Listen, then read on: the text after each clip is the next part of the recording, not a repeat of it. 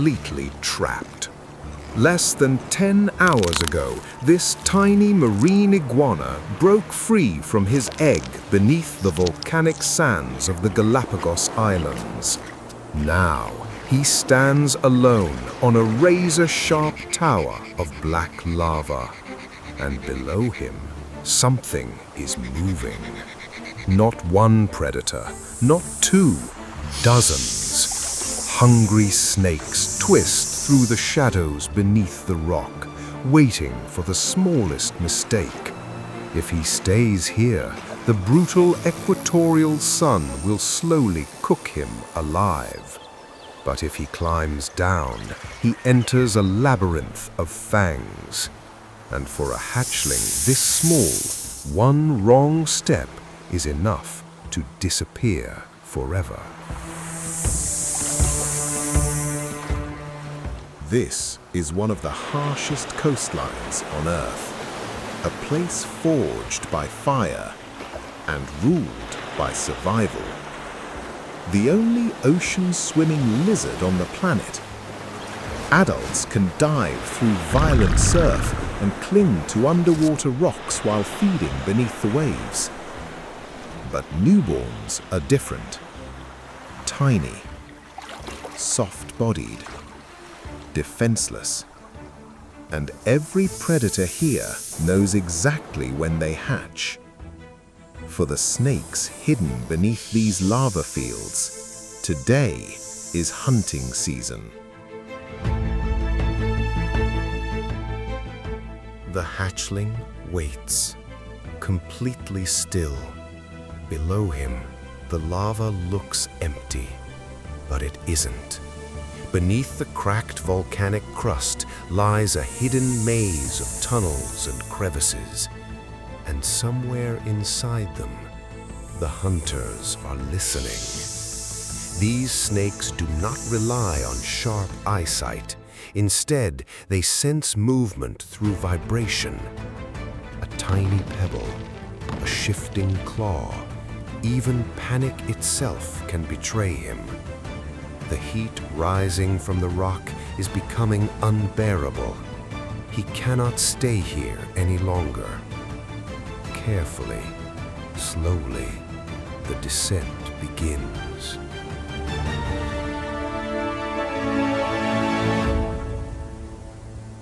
Every step matters. The hatchling lowers himself toward the main lava shelf. Then, movement. A snake emerges from the darkness only a few feet away.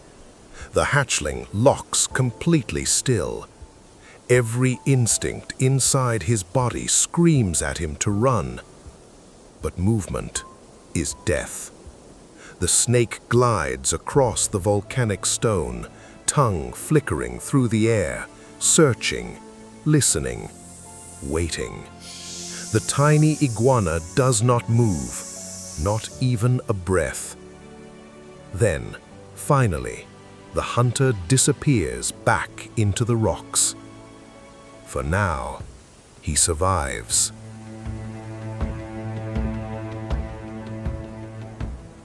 The hatchling pushes forward. Across the lava field, he spots a rare stretch of solid basalt, untouched by cracks. A small island of safety. He climbs onto the flat stone and pauses for the first time since the nightmare began. But the coastline ahead still stretches endlessly toward the ocean, and the shadows are everywhere. If you're enjoying this journey so far, make sure to subscribe for more unbelievable wildlife survival stories. And tell me in the comments, if you were trapped in this lava maze, would you stay perfectly still or risk sprinting for freedom? Because in just a few moments, running may become his only chance. One mistake changes everything. A loose stone collapses beneath his foot. The sound echoes across the lava. Instantly, the island awakens. Snakes burst from hidden cracks in every direction. 1 becomes 3, 3 become 10. The hatchling explodes into motion.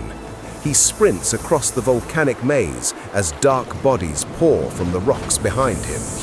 The snakes move like liquid shadows, cutting him off, predicting his path, turning the island itself into a weapon. Every escape route closes almost as soon as he finds it.